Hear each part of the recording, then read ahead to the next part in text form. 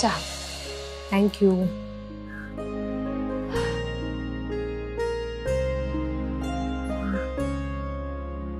दादा कुठे आहे ग? रामदास पेठेत गेला. हॉटेल ब्लू सफारी मध्ये राहतो. अजून किती दिवस त्याला असं करावं लागणार आहे ना काय माहिती. वेदांत म्हणत होता लवकरच नवीन घरी शिफ्ट होईल. हो ग, पण तरी तो एकटाच असणार आहे ना तिकडे. नाही नाही वहिनी, मी नाही त्याला एकटं पडू देणार.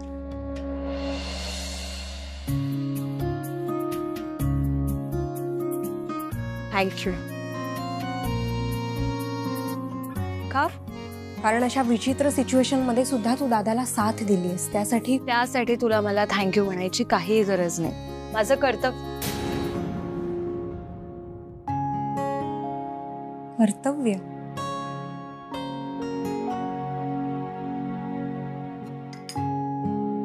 अमूल्य, तुला दादा खरंच आवडायला लागलाय ना? मला एकदम खरं सांग प्लीज. वहिनी अगं हा काय प्रश्न आहे? अगं हे बघ, माझ्या डोळ्यांना जे दिसतंय, जे जाणवतंय त्याच्यावरनं हे असंच वाटतंय. अगं हे बघ, तू असं काही वाटून घेऊ नकोस प्लीज. तू आरतीला विचारावं तर, बघ ती काय म्हणते. काय ग? वहिनी मला खूप टेन्शन आलंय ग. तू काल बघितलंस ना, नूतन काकू किती चिडल्या होत्या. आता घरी गेल्यानंतर आहे ना, त्या सगळा राग ताईवर काढतील. मी वेदांशी सुद्धा बोलू, त्याला सुद्धा असंच वाटतं. अमूल्य, तुला वाटतंय मी असं काही होऊ दे? हो वहिनी, पण तू अजिबात काळजी करू नकोस आरतीची. आजपासून काही दिवस मीच तिकडे राहायला जाणार आहे. खरंच? हो. थँक गॉड वहिनी, मी तुला सांगते ताईला खूप सपोर्ट मिळेल ग. माझ्या जीवात जीव आला. Let's see. कदाचित मी तिकडे असल्यावर आईची चिडचिड थोडीशी कमी होईल. ताईने फक्त घाबरून राहू नये एवढंच.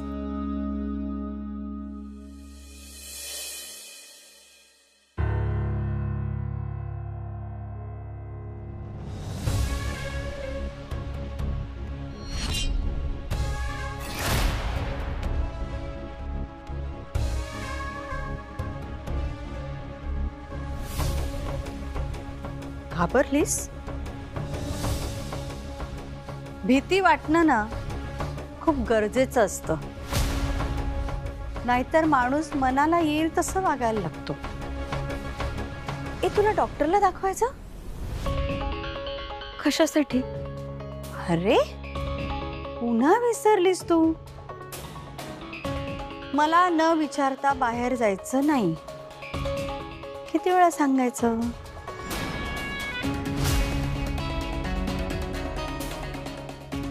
कॉलेजला जातेय, 4-5 वाजेपर्यंत येईन. 4 की 5? एक्स्ट्रा लेक्चर असेल तर थांबावं लागेल. एक्स्ट्रा लेक्चर घ्यायची काही गरज नाहीये. हो, मुलांच्या परीक्षा जवळ आल्या आहेत. खूप सिलेबस पूर्ण करायचंय, घ्यावे लागतील लेक्चर्स. आजपासून एक्स्ट्रा लेक्चर बंद. आज जरा घरात एक्स्ट्रा काम आहे, ते कर.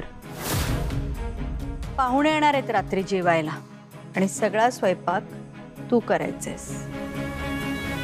किती जण येणार आहेत? घरी थांब म्हणजे कळेल.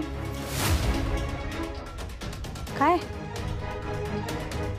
जमेल ना?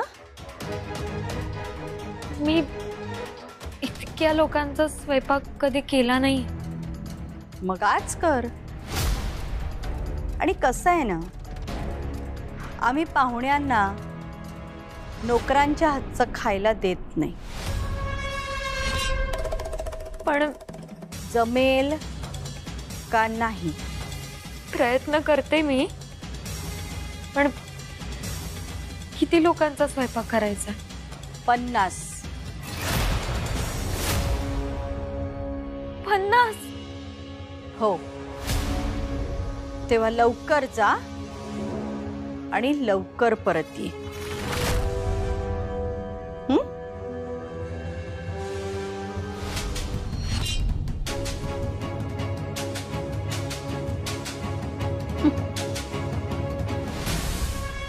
मूर्ख मुलगी. दिवाळी छान झाली, पण शेवटी आमच्या आईने येऊन सगळं खराब केलं. जाऊ दे ना बहिणी, जे झालं ते झालं. मी बोलणार आहे ग परत आईशी. बहिणी, हे बघ, हा विषय ना न वाढवलेलाच बरं.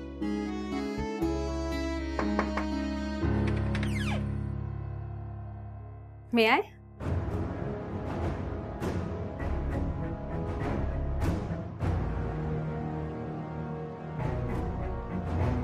प्लीज.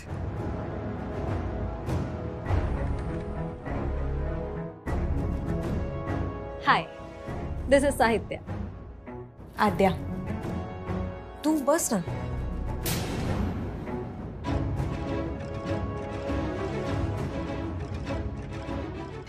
शॉ.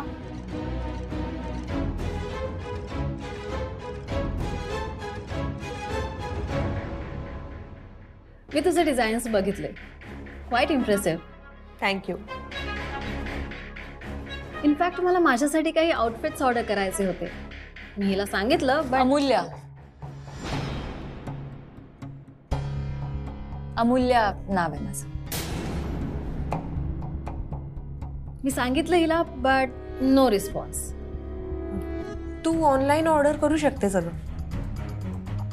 ऑफकोर्स, पण मला वाटलं सगळं इथल्या इथेच आहे, सो क्वाईट इझी होऊन जाईल आणि Amulya will help me out. So Amulya logistics आणि सप्लाय मेंटेन करते. तुला हवं असेल तर मी माझ्या डिझायनरला सांगते, ती मदत करेल तुझी. Okay, even that sounds perfect. आणि बहिणी, तो वेंडर कडून आलेला मेल चेक केलास का तू? हो अगं, इनफॅक्ट मी आता त्यालाच रिप्लाय देत होते. आपण त्याला सांगितलं पाहिजे की बाबा तू सप्लाय वेळेत करत जा. Exactly. Okay then, I take you leave. Please.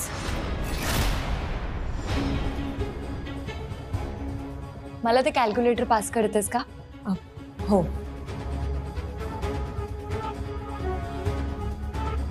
C you.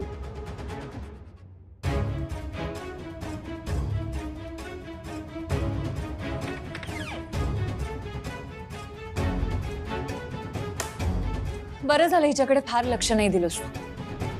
का ग, काय झालं? अगं बहिणी, आल्यापासून मी तुला सांगते, सारखी मला ऑर्डर देते, हे कर ते कर. मी काय ऐकूयचं? अगं मी तुला सांगते, मी तिला तेच सांगितलं की तू ऑनलाईन ऑर्डर कर, पण नाही.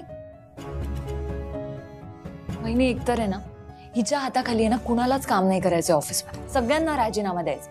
मग मी काय ऐकूयचं? आणि तसंही मी आद्या फॅशन वर्ल्डची एम्प्लॉई आहे की नाही, मी तिचं ऐकायला बांधील नाहीच आहे. गुड, ही कोण टिकोजीराव लागून गेली मी हिचं ऐकत बसू.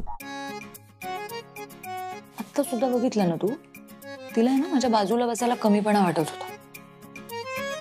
तू थांब बहिणी, मी ना या साहित्याची ना चांगलीच काढणार आहे. बापरे, म्हणजे त्या साहित्याचं आता काहीच खरं नाही, हो ना? पण अमूल्या, दादाची कंपनी तिच्या ताब्यात आहे हे तुझ्या लक्षात असू दे फक्त. बहिणी, कंपनी जरी तिच्या ताब्यात असली ना तरी मी तिचं ऐकणार नाही म्हणजे नाही. साहित्या गेली उडत. अगं,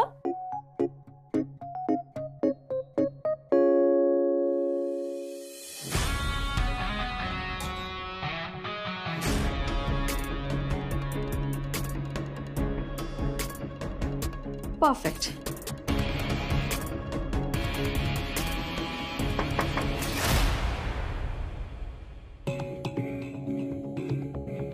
येस मॅडम, ते टेंडर झालं का सबमिट? हो, झालं ना. ते डॉक्युमेंट्स लागतील फायलिंगसाठी. मग माझ्याकडे द्या, मी करतो फाईल मग. हां, ऍक्च्युली मी आता निघते, आपण नंतर बोलूया. ओके? ठीक आहे. आणि माझं केबिन लॉक करून घे प्लीज. हो, मी कर. थँक्यू. हां.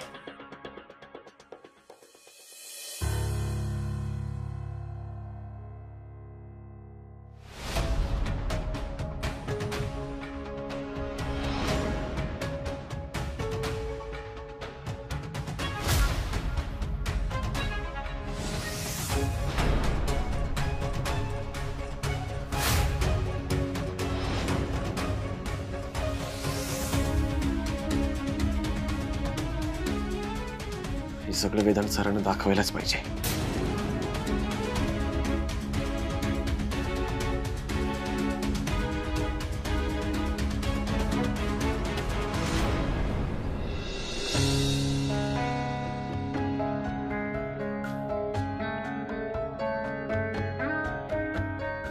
काय झालं सर?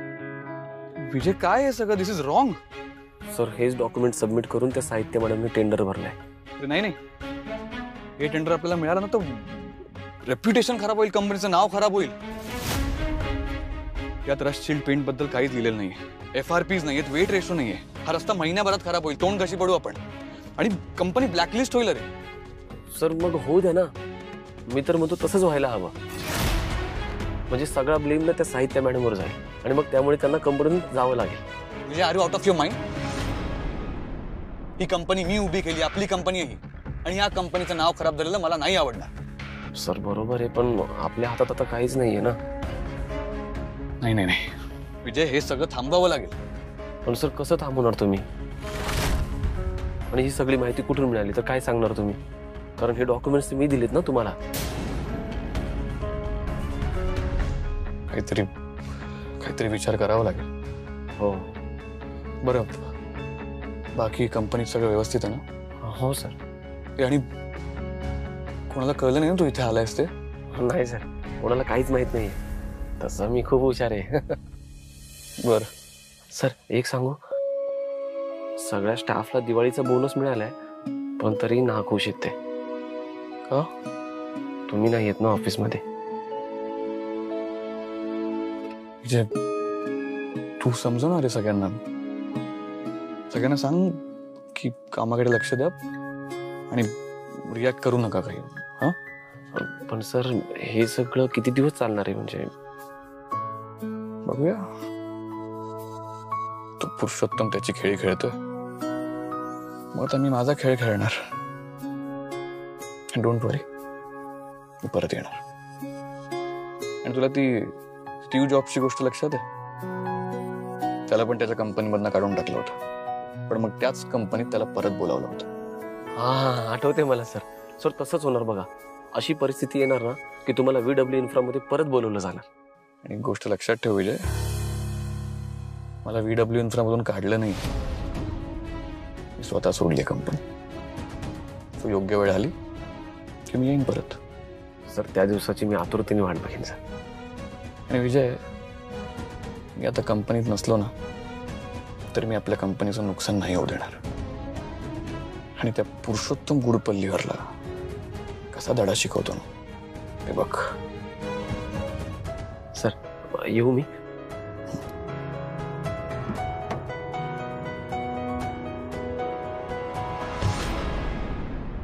अरे वा, आज फायनली मला माझ्या वहिनीच्या हातचं जेवायला मिळणार आहे. तर हा मस्त.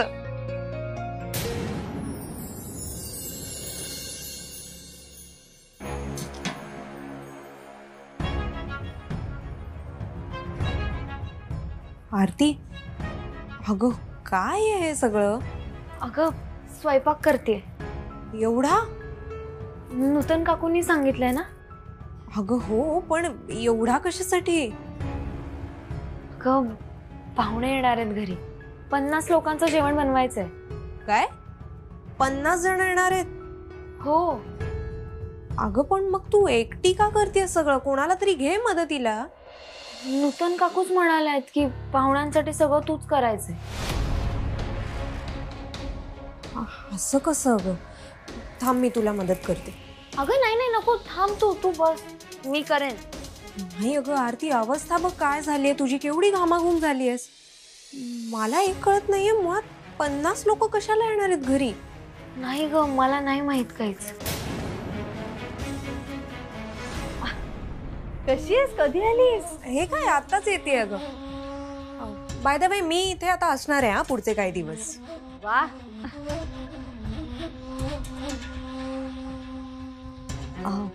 अगं काय ग, पण तू तुझ्या सासूला सांगून आलीस ना का तू सुद्धा तुझे निर्णय स्वतःच घेतेस? हा ऍक्च्युली आई, सार्थकचे मम्मा आणि पप्पा काही दिवस मुंबईला जात आहेत ना, मग म्हणून त्यांनी सजेस्ट केलं की तू पण हवं तर माहेरी जाऊन राहा काही दिवस. पण मला माहितीये तू तुझ्या सासूला विचारूनच सगळ्या गोष्टी करत असशील. माझी खात्री आहे. संस्कार आहेत माझे तसे. आई आपल्याकडे काय कोणी पाहुणे वगैरे येणार आहेत का? हा म्हणजे माझ्या 2 मैत्रिणी येणार होत्या, पण आता ते कॅन्सल झालेत.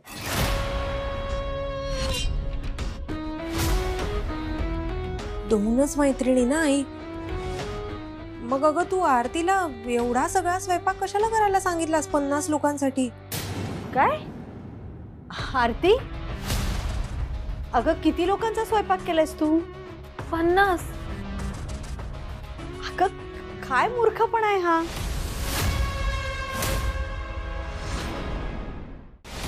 हो तुम्हीच तर सांगितलं ना की पाहुणे येणार आहेत, 50 लोकांचं जेवण बनवायचंय.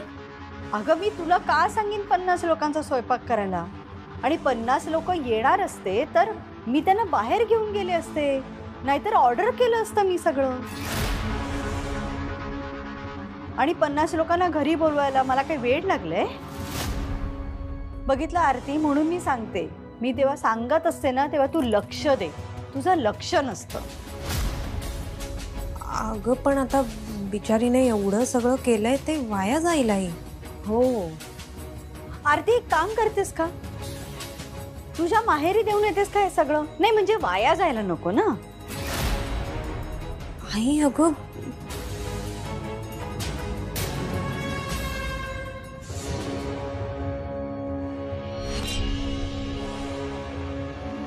आरती, अगं आरती, आई काय चाललंय तुझं? असं वागतात का? तू का बोललीस आरतीला असं? मग कळायला नको तिला? आई पण अगं बोलायची पद्धत असते ना एक. आता मागे एकदा सारिकावरून सारिकाच्या मम्मा मला बोलल्या होत्या बघ काहीतरी, तेव्हा दादाला किती वाईट वाटलं होतं, तुला आठवत नाहीये का? किती त्रास झाला होता तुम्हाला सगळ्यांना. आता माझ्या सासरी माझ्याशी असं कोणी वागल्यावर जसा तुम्हाला त्रास होतो तसाच तिच्या माहेरच्यांना पण त्रास होतच असेल ना. आद्या, माहेर वशीण म्हणून आली आहेस तेव्हा यायचं, खायचं, प्यायचं, आराम करायचा आणि जायचं. मी माझ्या सुनेशी कसं वागायचं हे तू नाही शिकवायचंस मला. आणि हिला जर आत्ता सरळ केली नाही ना तर ही माझ्या डोक्यावर मिऱ्या वाटेल, मिऱ्या. आई आई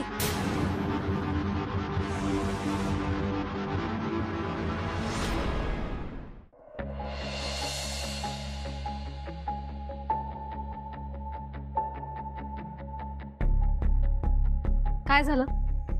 उत्तम, मस्त काम चाललंय तुझं. Thank you so much. पण हे टेंडर आपल्यालाच मिळेल ना?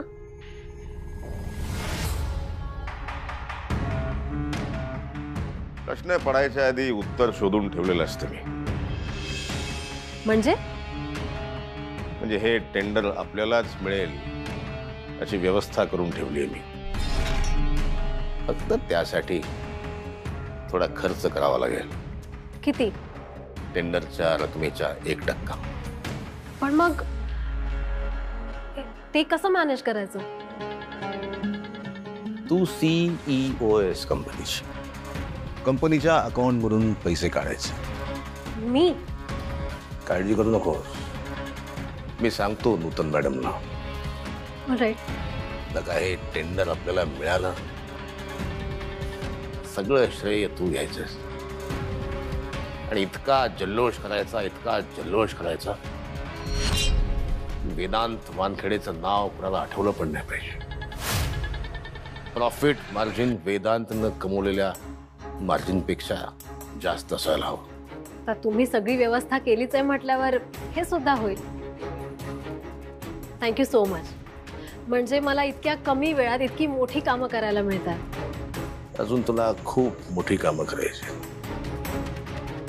इतकी मोठमोठी कामं करायची की वेदांत वानखेडेचं नाव इतिहास जमा झालं पाहिजे.